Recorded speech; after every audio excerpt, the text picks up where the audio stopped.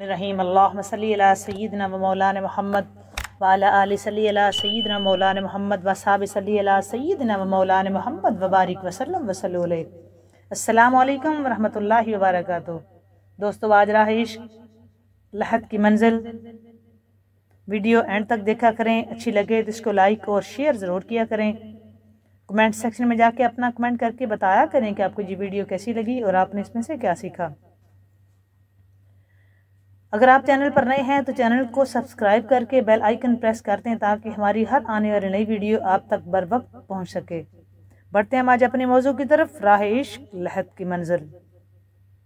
फिरोज़मंदियों की कोई मुतय्यन घड़ी नहीं होती, रहमतों का दरवाज़ा यकयक खुलता है और दिल के जुल्मत खाने में सादत का चिराग अचानक रोशन होता है। यही माजरा एक यहूदी नौजवान के साथ पेश आया।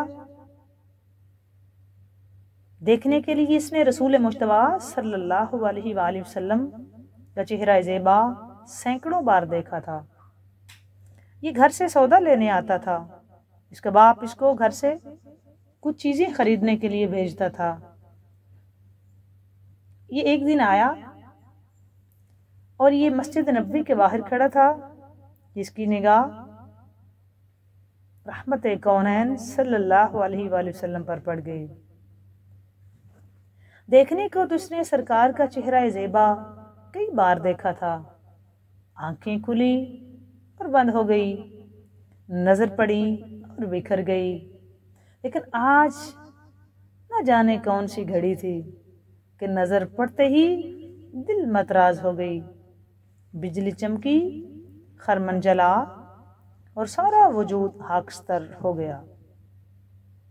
दिल की दुनिया और दिल में निगाह में एक ही चेहरा यतहर।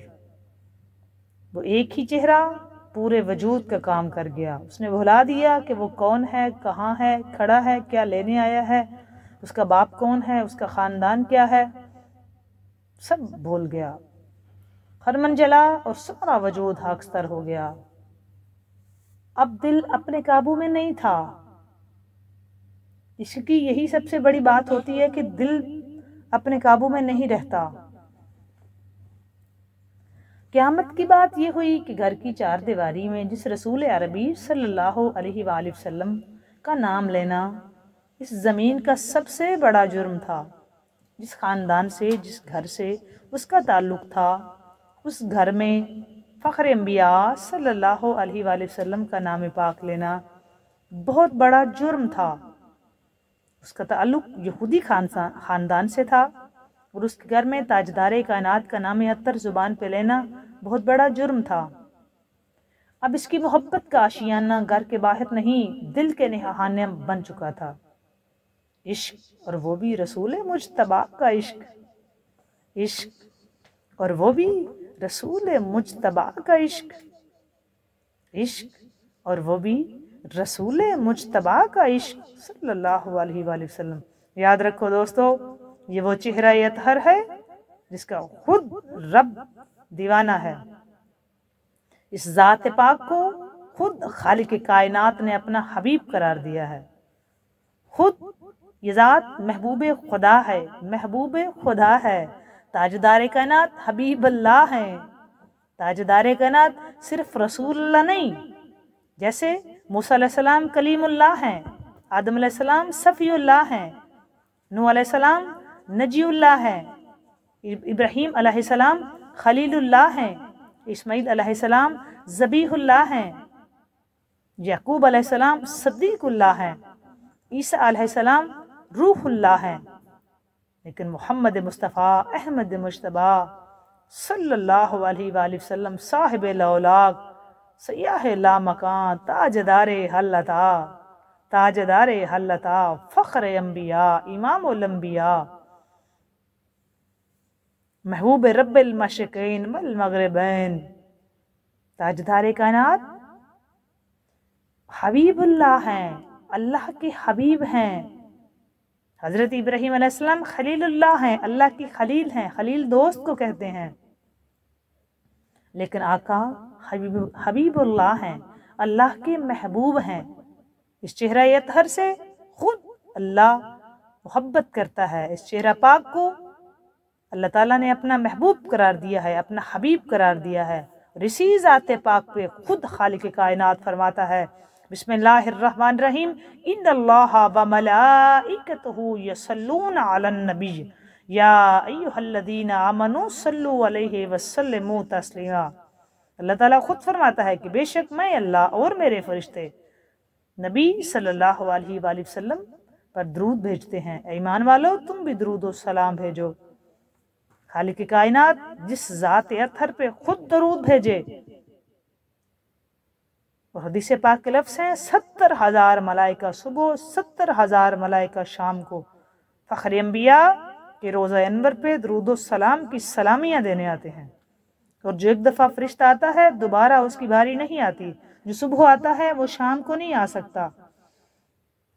کیا ذات ہے وہ، کس شان کے مالک ہیں وہ، کس عزت کی اور شان کے، عظمت کے، رفت کے وہ مالک ہیں کہ جن کی ذات پاک پہ پوری کائنات میں کہیں نہ کہیں کوئی نہ کوئی درود پڑھ رہا ہوتا ہے۔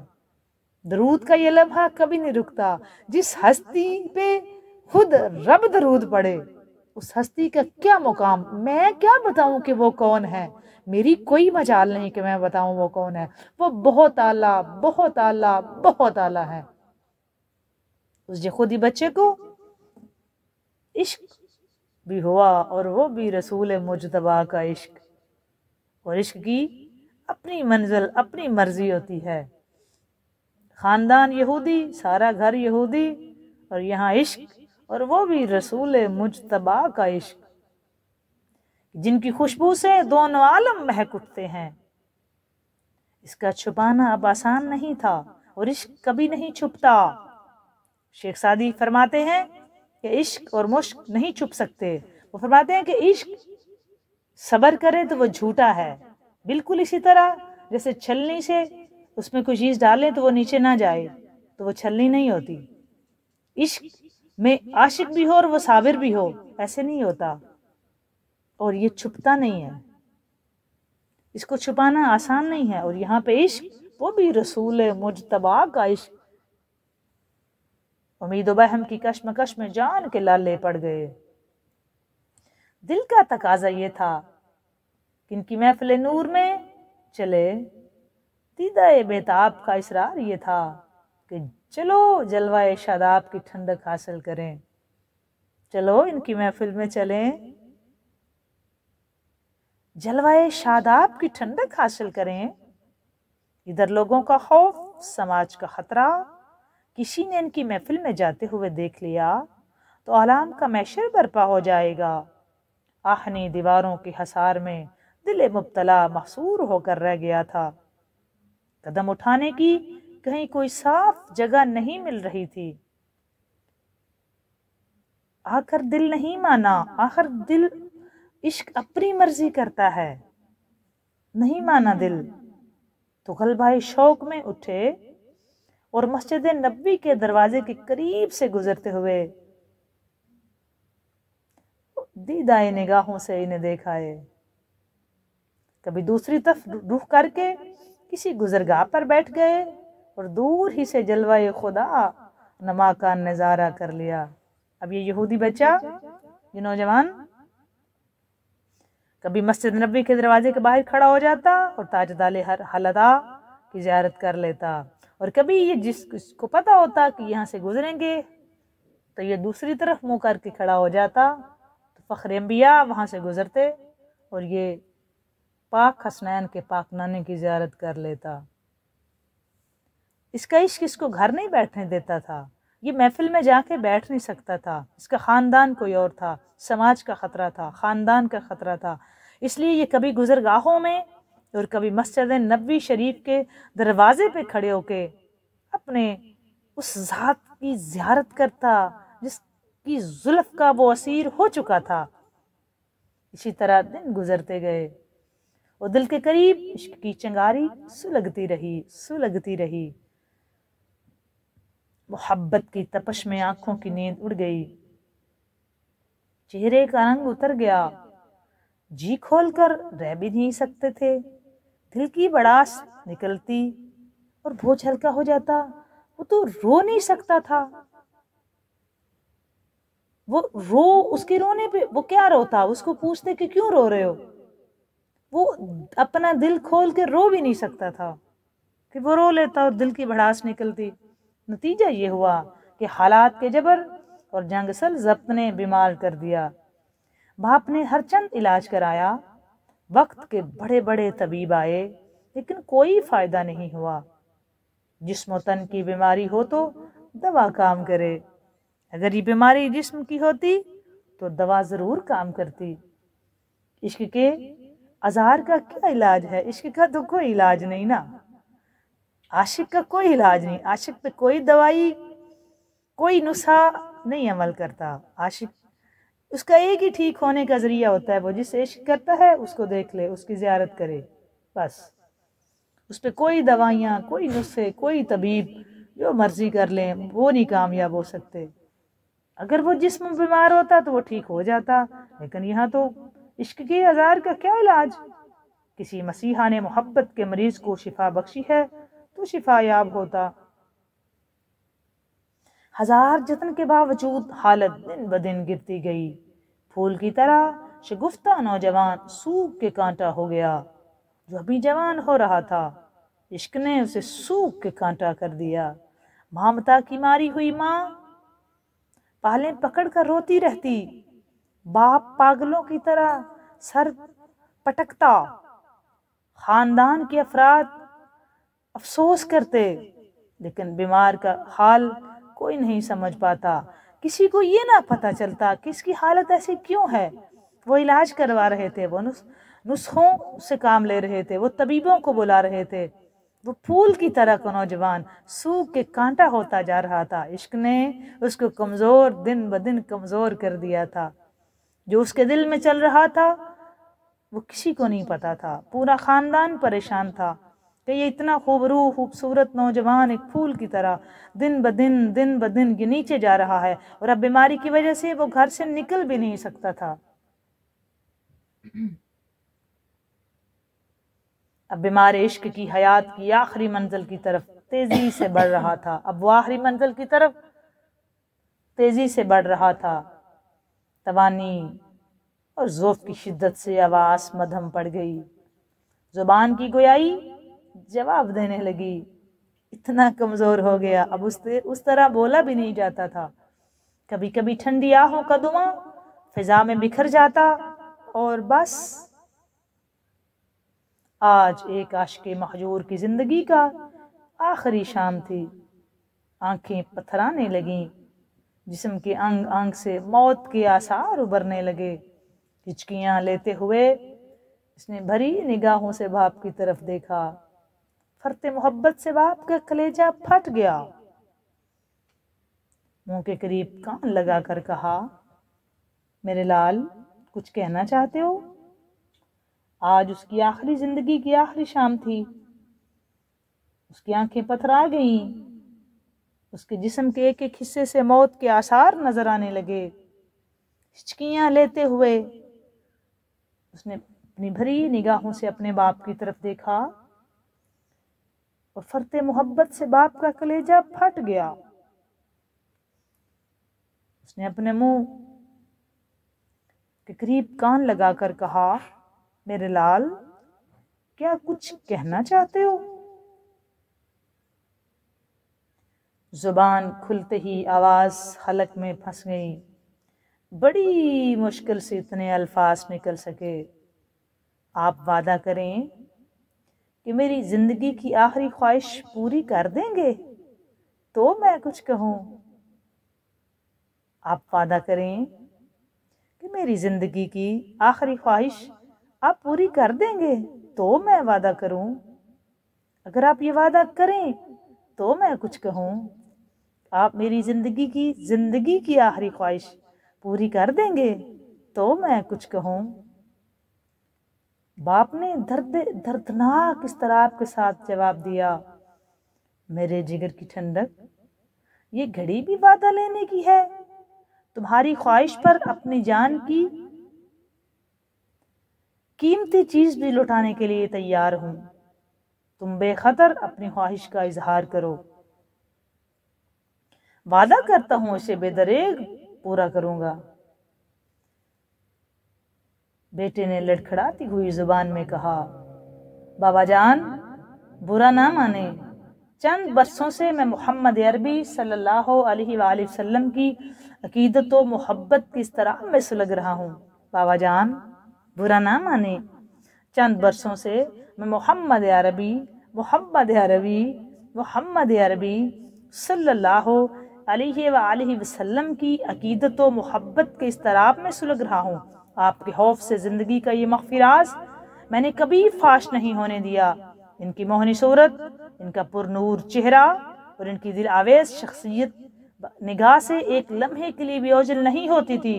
ان کا خوبصورت چہرہ جو 14ویں چاند سے زیادہ گول، ان کا چہرہ پرنور، ان کی صورت، ان کا نقشہ، ان کی زلفیں، ان کا بات کرنا، ان کا بھولنا، ان کی چال حرامہ، ان کی آواز جو کوئل کی آواز سے زیادہ حسین ہے، ان کا قد کاٹ، ان کا حسن، ان کی خوبصورتی، ان کا پرنور چہرہ، ایک نگاہ، میری نگاہ سے ایک لمحے کے لیے بھی کبھی اوجھل نہیں ہوتا۔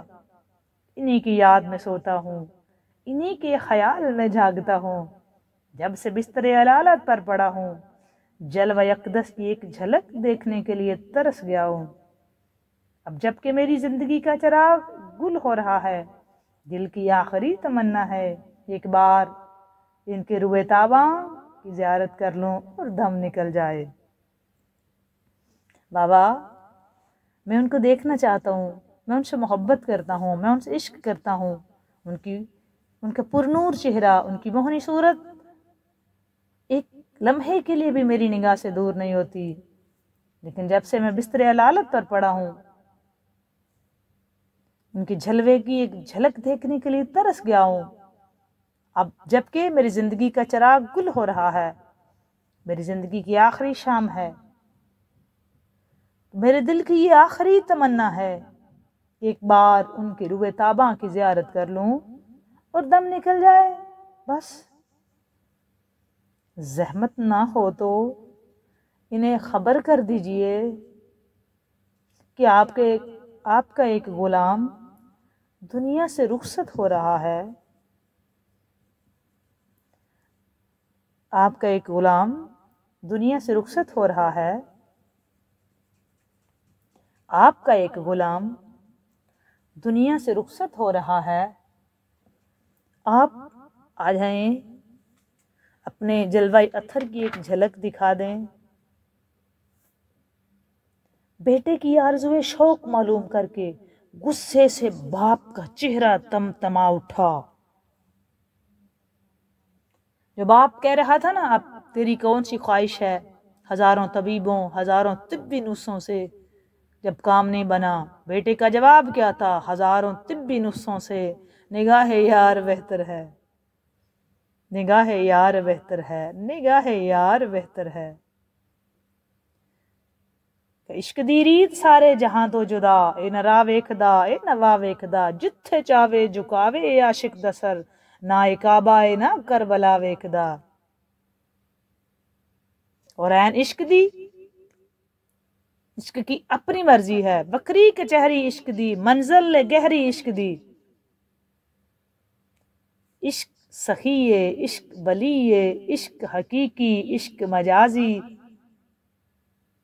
عشق کا اپنا مزاج ہے۔ عشق میں عقل کا کوئی جوڑ نہیں۔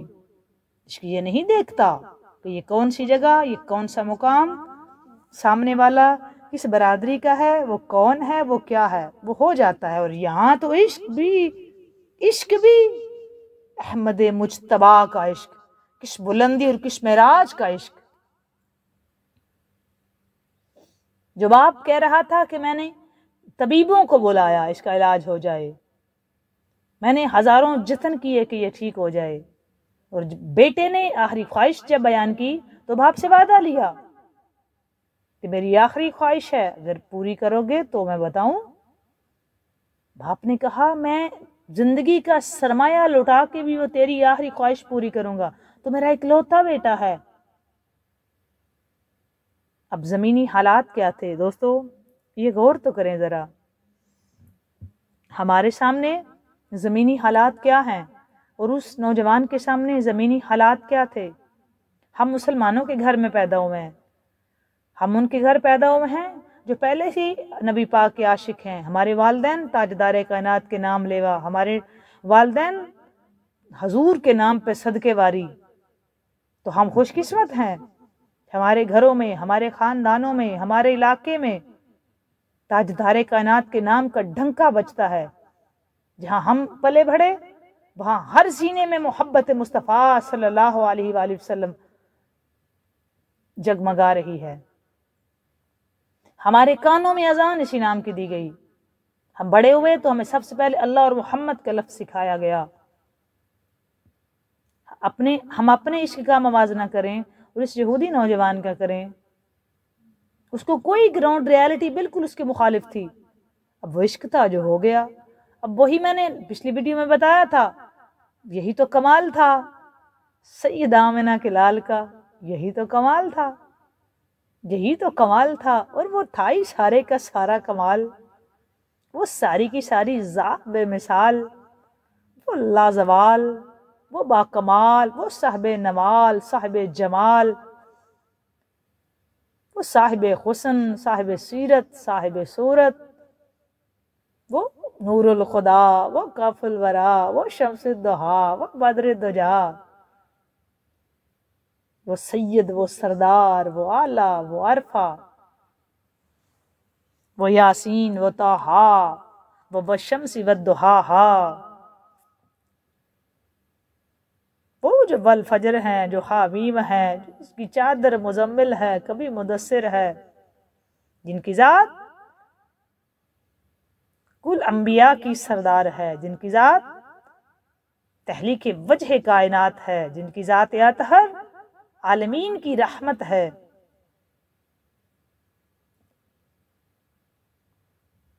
تاجدار کائنات کی ذات پاک کا اپنا مقام، کائنات میں کوئی وجود ایسا نہیں جو حضور کی برابری، تو بڑی بات برابری کا تو سوال ہی پیدا نہیں ہو سکتا،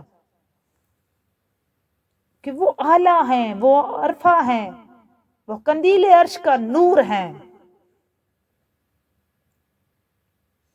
زمین پہ ایک سراپائے نور ہے، زمین پہ ایک سراپائے نور ہے، جن کی ذات بدرجہ اعلیٰ مکمل ہے۔